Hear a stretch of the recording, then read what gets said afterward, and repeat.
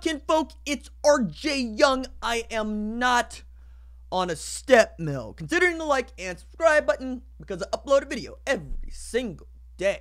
It's always OU related, college football related, sports related. We have a good time. If you're listening on the podcast, please rate and review Fight Me with RJ Young. Matter of fact, I said on a thing called The Gram, some of y'all will get that I would read some of the reviews for Fight Me on this here stream here. So before I get into my Roy Finch story, I'm sure I got some stuff to say about Kyler Murray, some stuff to say about 2020 college football recruiting. Johnny Manziel, CFL is just having a bad day today.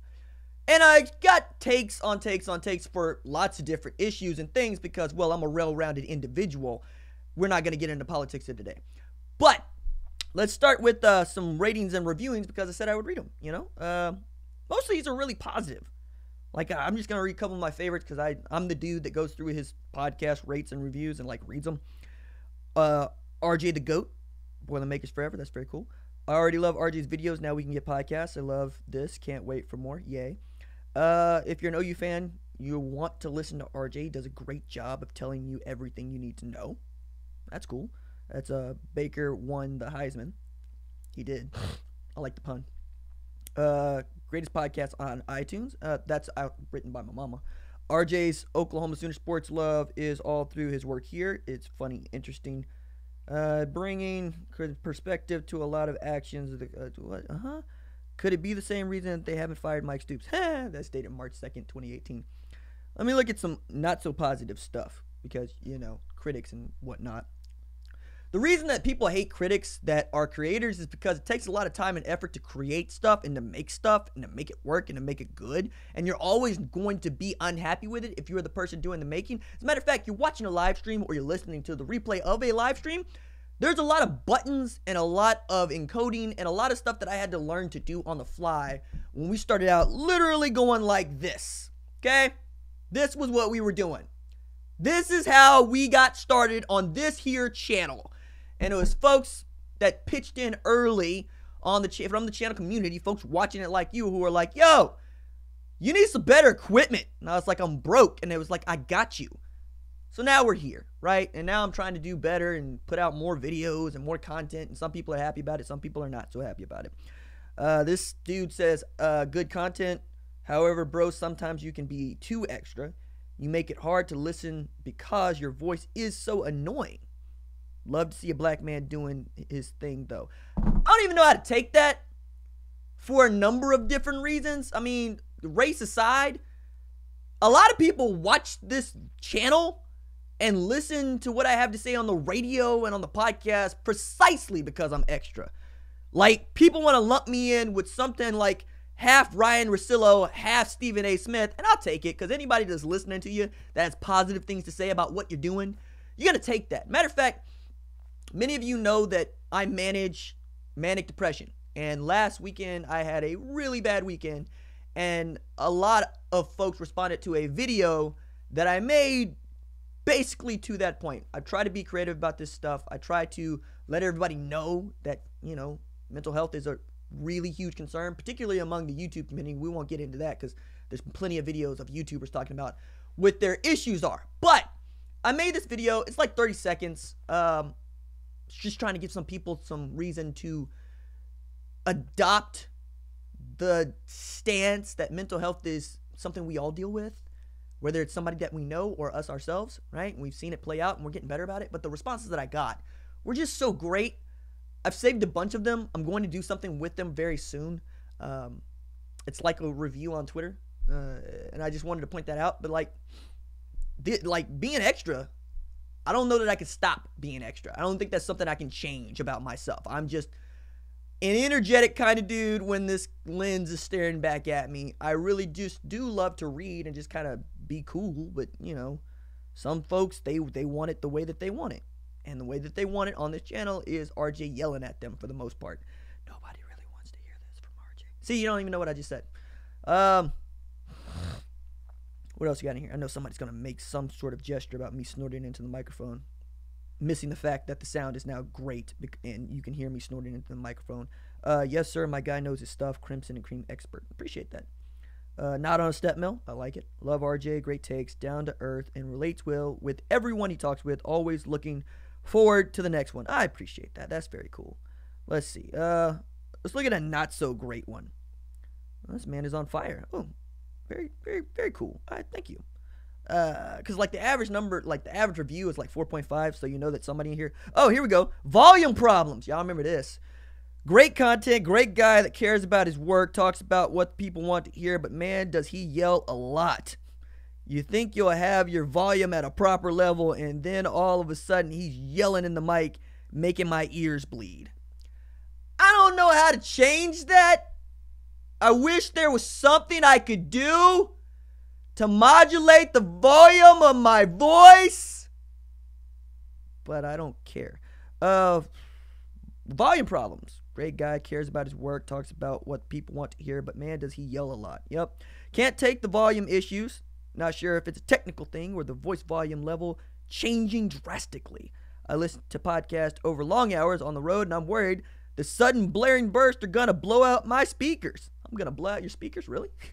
We'll continue to listen from time to time, but gotta move this podcast down from my list due to the volume problem. Dude gave me 1 star because he's afraid that I'm going to blow out his volume. If you listen to the podcast, it's called Fight Me with RJ Young. I changed the name from Woosah to make it congruent with the radio show that is on the Sports Animal Sundays, 10 to 11 a.m., because I put the radio show on the podcast, for those of you that haven't been paying attention, and I put this show on the podcast. So now we get 2 a week. I'm experimenting with doing another one that's just kind of a catch-all, because I always have stuff to say, and I like talking, I like hearing what you guys have to say about what I have to say. We'll go from there. Let me check chat. See who's in here. Eric Barnett. Any chance of getting Covington or Livingston from LSU to help with DT? Jacoby Covington, by all accounts, had a really great visit with he and his mom. You know, that was for junior day. OU Texas men's basketball. They got a win. It's a very, very big deal. Michael Henderson decided to commit. 2020 guy that is being projected at H-back, but I have an interview going up with him later in the week where he's not exactly sure that that's the case.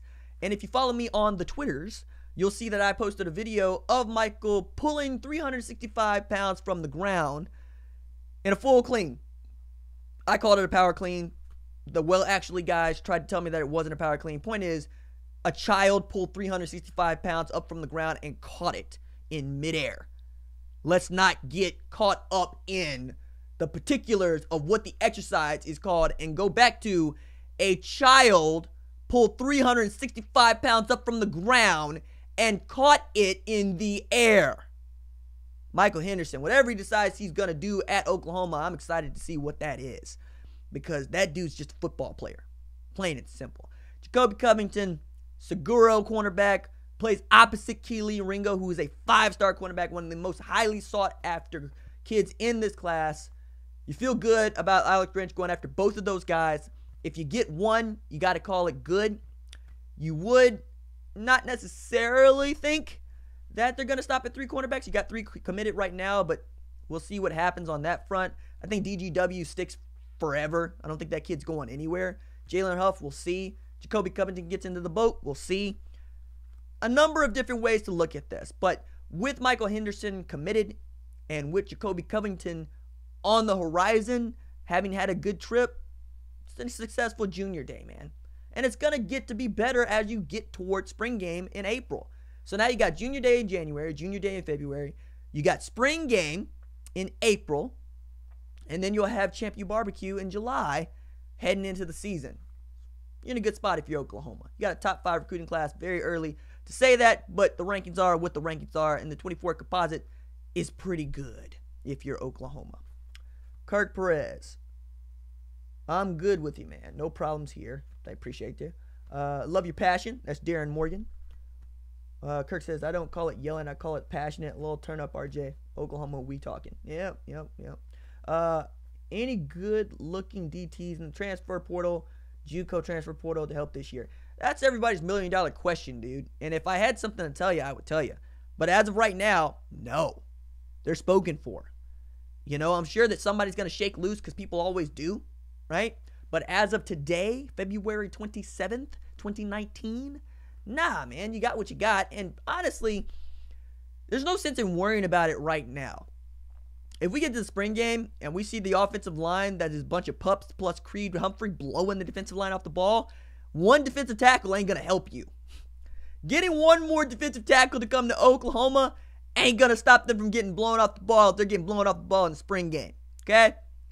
Neville Gallimore, got to be your franchise. Ronnie Perkins, got to be your franchise. You need Mark Jackson to come along. You need the 2019 guys you brought in to come along. Marcus Hicks gets here in the summer. According to Track and Football's Player Athletic Index, he is one of the most athletic dudes in the 2019 class. I mean, you got dudes coming in. It's about whether or not Alex Grinch can deploy him in the defense. I don't think that getting an elite DT is going to hurt you none, but it ain't going to help you as much as you think. So, yeah, I mean, you want a name.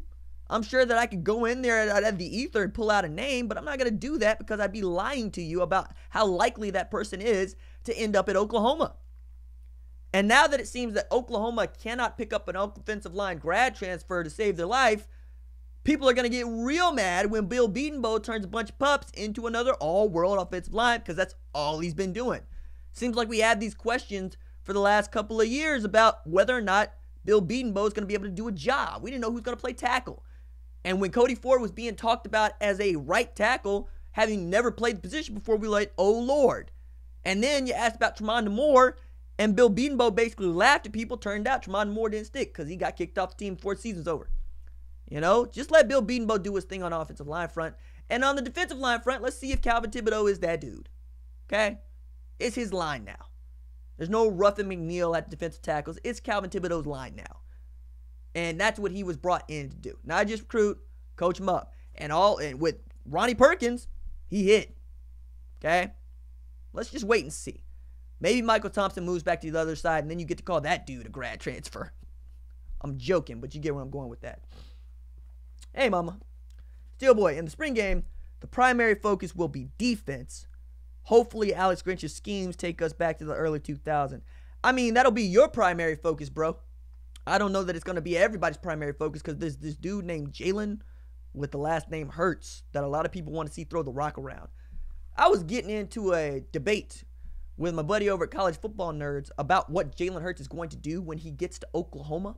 He's at Oklahoma. When he starts at Oklahoma, he's under the impression that Jalen Hurts is going to run the ball a lot in Lincoln Riley's offense because 3-3-5 defenses, yada, yada, yada. I love my dude, but he watches a lot of SEC football. He doesn't watch a whole lot of Oklahoma. He doesn't watch a whole lot of Big 12. So he's trying to tell me what he thinks Jalen Hurts is going to do in Lincoln Riley's offense, not knowing that what Lincoln Riley does with quarterbacks is take them and make them passers. You look at Kyler Murray's numbers at A&M, he was worse then than Jalen Hurts is now. And all Lincoln wants to do with his quarterback is throw the ball. I submit to you, Kyler Murray does not win the Heisman Trophy unless Rodney Henderson gets hurt, because you would have wanted to give that guy the ball. And that's the way that Lincoln would like to draw up his offense. He would love to have running backs that he could trust. And it's not that he doesn't trust Trey Sermon and Kennedy Brooks. It's that if you had a guy like Rodney Anderson, you got to give that dude the ball 20 times a game. And people forget, Kyler Murray didn't really have that many design runs called for him. Yeah, he ran the ball 10 times a game, but most of those were the play breaking down. The only time that Lincoln Riley called design runs for Kyler Murray at Oklahoma was when the offense stalled and they couldn't run the ball. You'll recall, this is how they looked against Texas, particularly in the Big 12 championship. When the offense stalled, he just called QB draw and said, Kyler, get us going, and then they got to go fast, and they got Texas on their heels, and they're able to run their offense. I think Jalen Hurts will be used in much the same way if it turns out that Trey Sermon gets hurt or Kennedy Brooks isn't the walking first down that he is. Dude had like 119 carries for like 8.9 yards per carry. If he gets a decent game out of Texas in the Big 12 championship or out of Alabama in the Orange Bowl, we're talking about a guy that averaged better than 10 yards per carry over the course of a season, picking up 1,000 yards. That's just filthy. That's unheard of. And now you got Ramondre Stevens, and you also got TJ Pledger, you hope. You got Marcus Major coming in. You're going to be all right at running back. So I expect to see a 50-50 offense where Jalen Hurts passes for about 3,000 and rushes for about 600-700. right? I don't expect to see a 1,000-yard rush out of Jalen Hurts if the running backs are all healthy. Just don't see it. Can't see it playing out that way. What else we got in here? Hey, what we have here is Oklahoma passion for sure. That's my mama. I was wondering, since we lost a few out of the cycle. Yeah, you didn't. I mean, you lost a defensive tackle that was never here, really, in Derek Green, who was on campus for a couple of months and he wants to transfer. And you lost Ron Tatum, who ain't seen the field. So did you really lose anybody? No. Basically, you just got back 2 scholarships. Now go get people that you want. It's an inconvenience if you're a coaching staff because you put a lot of time and effort into getting those guys on the campus. You won a war with Ron Tatum, taking him from Texas, right? And he was Lincoln's first commit, and he was a defensive commit, which meant a lot for an offensive coach. But on the whole, it ain't like Ronnie Perkins decided that he wanted to leave. Heck, it ain't even like Jalen Redmond decided he wanted to leave, or Q Overton, or Dylan Falmatau. Develop the guys that are playing. You know, there's nothing left in that cupboard. As much as y'all want to see Troy James or Zach McKinney as the second coming, I don't. Otherwise, they would have been playing last year.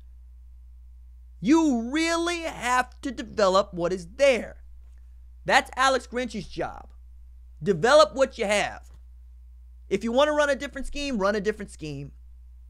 If you want to run 4-3, 4-2-5, 0-11, it should not matter because you just haven't been doing what you should with the talent that is on campus. Bringing in new guys ain't necessarily going to fix that right away. What's got here? 24 takeaways. Yeah, that's what Alex Grinch wants next year. 24 takeaways. It's not impossible. A Mike Stoops defense, I want to say in like 2016, 2015, had like 27 takeaways. All right? So, I mean, yeah. All right, maybe they'll get good. And maybe they'll just get back in their hearts that our job is to get the ball back for the offense. And if that's how they run it, and that's how they play, they'll be very good.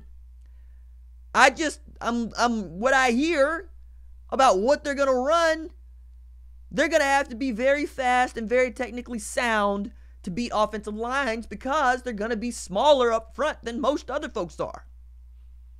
So Alex Grinch better be really good at teaching technique. And Calvin Thibodeau better be really good at teaching technique. Or it's going to be a long day. Long season. Hey, Laurel made it here. Everyone off the roads. I'm off the road. I barely got off the road. I need to tell my Roy Finch story. I just heard me. I was about to go on a rant about the roads. So, Roy Finch charged with kidnapping. Matter of fact, let me make sure I get this right because we're talking about legalities. We're talking about legal situations. For those of you that don't know, Roy Finch is having a very bad day. Even worse than Johnny Manziel. He was charged January 29th in Oklahoma City District Court with kidnapping, domestic abuse. He denies the new accusations. My goodness. Kidnapping and domestic abuse. He was playing for the Calgary Stampeders as a running back. He was their Special Teams Player of the Year, Canadian Football Special Teams Player of the Year in 2017. Return dude. He's 27. And as you very well know, he played at OU from 2010 to 2013. He was signed briefly by the New England Patriots because, well, that just makes all the sense in the world. But Roy Finch is a short dude. Roy Finch is about 5'7" on a good day. I think I looked Roy Finch in the eye. And I say that because I did. So we are at the Cotton Bowl 2012, Jerry's World, just opening up. About to play Johnny Football's Texas A&M squad. And all the talk was about Johnny Football in the lead up because you'll recall that Kevin Sumlin had this policy about freshmen don't talk to media. And he led with that policy all the way up through to the bowl game, through to Johnny Football winning the Heisman Trophy. And then the gloves had to come off because part of the cool part about a bowl is that they tell the teams you have to make everybody available. And that means everybody that's on the roster that traveled. So, among other things, along with Johnny Football having a table to himself in the media room in the big scrum, on the field, they just kind of release the players to walk about. And media have to track down each one of the dudes that they want to talk to. And if you ain't never seen any of these dudes, you basically have to memorize their faces from the team website. And it's crapshoot. It's free for all. I hated it. But I got a really good Sterling Shepard feature out of it before he became Sterling Shepard about his dad and his mom and how he got to Oklahoma and the really cool bond he had with Bob Stoops. Wrote that for Sooner Scoop. My God, another life ago. And then I ran into Roy Finch. Finch is standing there looking at me talking about, I'm so blessed to be here. I feel so good. Praise God. Who would have thought that you and me, RJ, would be here right now where we are in this place? And at the moment, felt real cool. You know, felt good.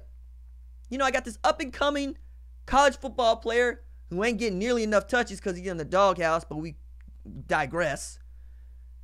And we're talking not just about football, but about life. We went on about 15 minutes. And then I'll go back up to the press box, you know, later in the day to write my story. And I was like, so what do I do with this Roy Finch stuff? Nothing. Why? That dude, he ain't going to play. And he didn't play. And he played very little the next year. And by the time he got to the CFL, I was being pulled over by cops in Norman who would see my driver's license, because my first name is actually Roy, and say, are you Roy Finch? Nah, bruh. And this cop says to me, are you sure? Yeah, bruh. I'm sure my name is not Roy Finch. I'm sure I ain't him. Now, I didn't get a ticket that day because I get pulled over like some of y'all change your sheets. But point there is, by the time I'm getting pulled over, it's about 2 years later, and ain't nobody heard nothing about Roy Finch. And then all of a sudden, he's a special teams player of the year. And now we talk about Roy Finch getting locked up for kidnapping. Now, allegedly, right? He's going to show up to court and whatnot, and that's going to play out. But my goodness, like, part of the thing about growing up that you don't understand, especially when you go to school with some of these dudes and they're so close to your age, because, like, I graduated University of Oklahoma with my master's in, like, 2012, and I'm one of the dudes that went straight from undergrad to get the master's because I'm an idiot. So I'm not that much older than that dude.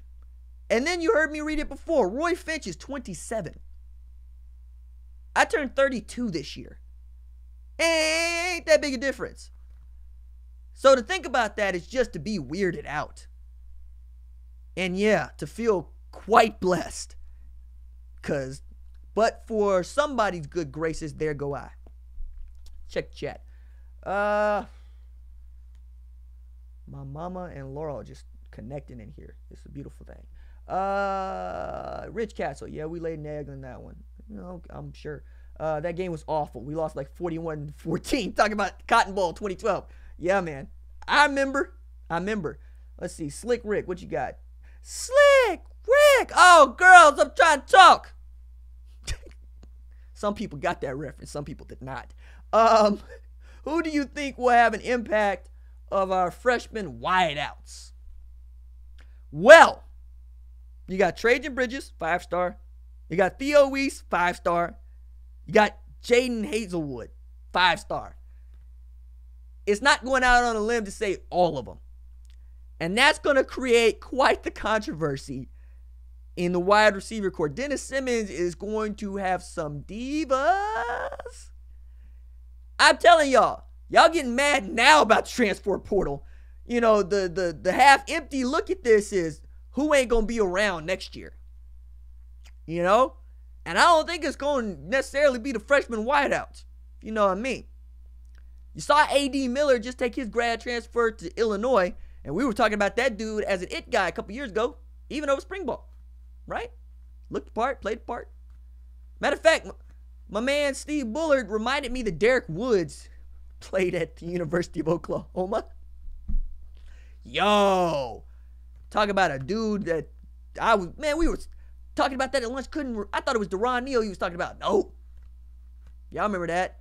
Y'all remember Trey McTwire too. What I'm saying here is, I think all three of them could be great, but I would not be shocked to see a guy like, I don't know, Michael Jones perhaps get frustrated and leave. Jalen Robinson wants out. You know, I could see that. We'll see, man. It's going to be real interesting because somebody's going to get hurt, because somebody always gets hurt, and that'll do some weeding out. But projecting which one of these kids is going to do what, I don't really know what to tell you. I only know that CeeDee Lamb is going to be the number one, just like everybody else. We'll see what happens come spring practice, and then we'll make our judgments and our observations.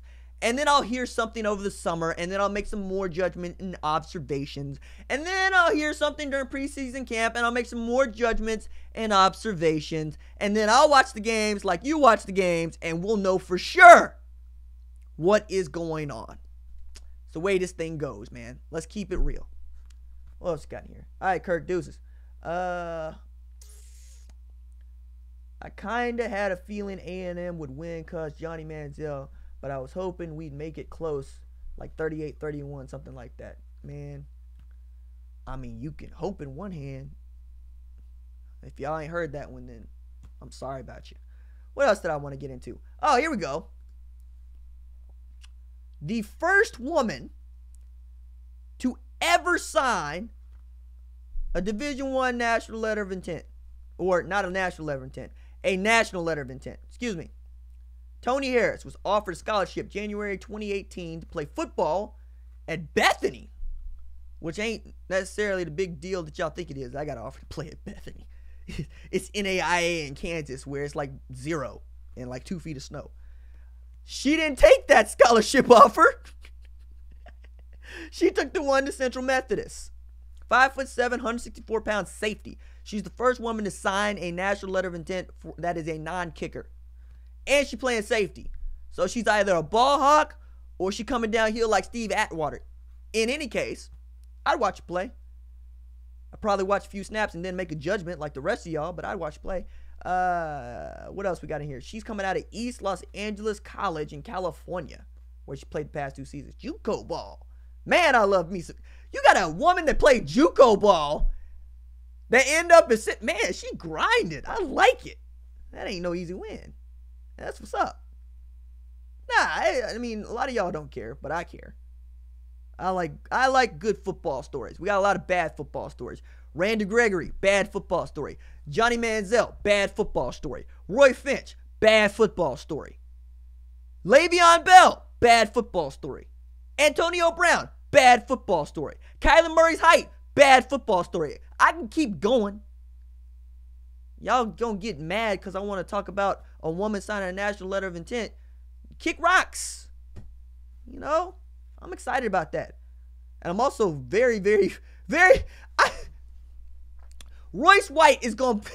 Royce White trying to get in the UFC. For those of you that don't remember Royce White, he was that dude at Iowa State. But my man, when he was on, he was on.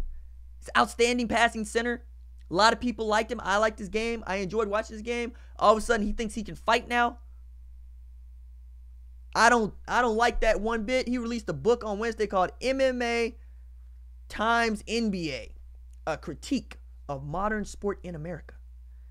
He thinks he can fight. 6'8", 250, 15 pounds shy of the MMA's heavyweight limit. I got a problem with non-wrestlers fighting, in not because I don't think necessarily they should be allowed to fight. Honestly, if you want to fight, go out there and fight. If you got hands and you think you can throw them, throw them. What I got a problem with is them getting their butts kicked. That's what I got a problem with. I got a problem with folks not knowing the rules, walking into the octagon at the highest level, and yes, there are tiers. Not everybody starts out at the UFC, for those of you that are new to this. Like Greg Hardy and getting a shot, and then kneeing people in the dome. In a fight you probably could have won if you wouldn't have panicked, because you're used to knocking people out. And you know what? Pros, they're very good at not getting knocked out. And I kind of want to see Royce get his butt kicked, but I kind of want to see him succeed. I'm kind of conflicted, as you can see on all of that, because, you know, I want everybody to get into MMA. I think it's a cool sport. I think it's an outstanding sport. I think there's a lot of people that would be right to say it's the most violent sport on earth, to which I'd be like, football, but I'll let you have it. To which I'd be like, there's some real bad sports out there that people love to play. But if you want to make this the one for which you're going to be like all the blood and all the broken teeth, and I mean, it's all right, whatever, fine. We're not going to talk about competitive cheerleading at all. Okay? Not going to talk about that. We're not going to talk about skimpy outfits. We're not going to talk about throwing people into the air. people that mostly look like small white girls into the air. We're not going to talk about skimpy outfits. We're not going to talk about concussions. We're not going to talk about broken bones. Nah. We're going to talk about MMA because we got big, strong dudes with their shirts off trying to hurt each other. I always tell people that fighting, particularly boxing, and to a degree MMA, ain't about hitting anybody. It's about not getting hit. Because anybody can throw a punch. Not anybody can dodge one. Not anybody can counter. Not anybody can parry. Not anybody can pull off a rear naked choke. And I don't think Royce White is a dude to get in there and throw down a Kimura. I don't see that dude being able to go from half guard to full guard. I don't see that dude being able to fight off the fence. I don't see that dude being able to do anything but get his butt kicked because there's more to fighting than being able to throw a punch or kick somebody in the side. But I'm not going to even try to entertain people that don't want to get into it because that's just y'all's business. I am going to say that every time I see one of these stories, I wonder right away, can this person fight? Because I don't think this person can fight. Royce White, I don't think you can fight. Maybe you'll prove me wrong. Mama! $25. EJ must have felt sorry for a wonderful time he had beating on you. Take him bowling and we'll see. Yeah, so EJ sent me a shirt. I need to go get that shirt from the P.O. box because EJ got a nice little shirt company going on. And they sent me a shirt. So I'm going to wear it as soon as I get it. And now my mom is styling on me. Let me see. Laurel cares. Talking about Tony Harris is a foster kid too. And she bad to the bone. Yeah. I will. Yeah. Yeah, I don't disagree. Don't disagree. There's no fight me on that. Rhett Bomar was a bad football story. Yep. Rhett Bomar was definitely a bad football story. Let me see. J Bones, do you see our O-line taking a huge dip this year? I just answered that, bruh. And I'm going to need you to go back to the replay. You know, just scroll back. Or listen to the podcast. See. Let me see. Haven't heard much about Stogner. I mean, what you want to hear? You want to hear that he's better than Grant Calcaterra or Lee Morris? Because I don't. You want to hear that he's better than Braden Willis? Because I don't. Only person I'm prepared to hear that Austin Stogner's better than right now is Dane Saltarelli. Because that would be as it should be.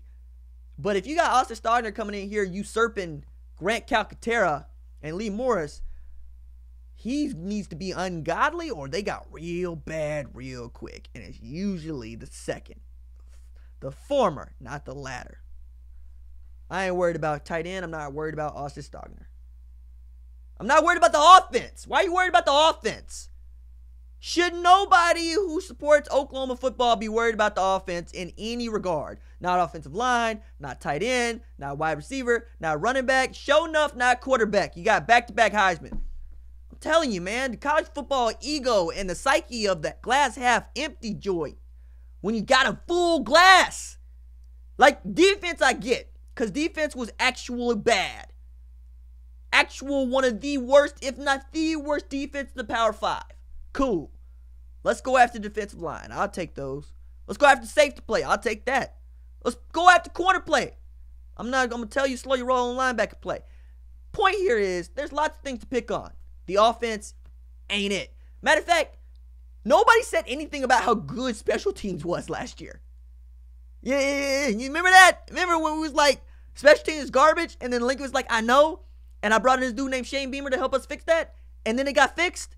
And ain't nobody said how good special teams was? Come on, man. Sometimes. Let me see. Who else we got in here? All right. I got time for one more question because we do half hours in the off season. How do you feel about our strength of schedule next season, RJ? Just wondering. I think it's pretty bad, honestly. I mean, you're not going to get tested until Texas. The UCLA game was supposed to be the marquee matchup. Now that's looking like Houston. Ugh. Because Chip Kelly and UCLA are really bad, and they're not going to be able to fill that stadium unless Oklahoma fans decide to just show up in mass. And I don't, still, if they do, it's not going to be a good game. That was supposed to be the battle of two ranked opponents. You know, Houston ain't going to be ranked, and they're going to be coming off getting 70 hung on them by Army and Kelvin Hopkins. Maybe the storyline there is obviously going to be Dana Holgerson playing Lincoln Riley again, right? And maybe De'Aaron King. But outside of that, there's nothing sexy about Houston. And then your pay-per-view game is going to be actual bad. Because I submit to you, you don't know who Oklahoma is playing in that pay-per-view game without looking it up. And I'm not going to tell you because I'm proving a point here. One of the coolest things about Oklahoma's schedule is that there was only one real dud in it. If there was one, it was like a ULM. It was like a Tulane. You know? This year is that squad. And then you schedule things like Missouri State for the future. Nah, man. The coolest part about being Oklahoma was being able to go up to Ohio State and say, look who we play. You know, to go at Notre Dame and be like, look who we play. Or Alabama, who schedules Citadel. You know, I don't like that look. I understand it, though. I understand it. I still don't like it. All right. Let me see. That's going to be it for me. If you like the videos, don't forget to like and subscribe because I upload a video every single day. It's always OU related, college football related, sports related. We have a good time. I will see you tomorrow. Deuce.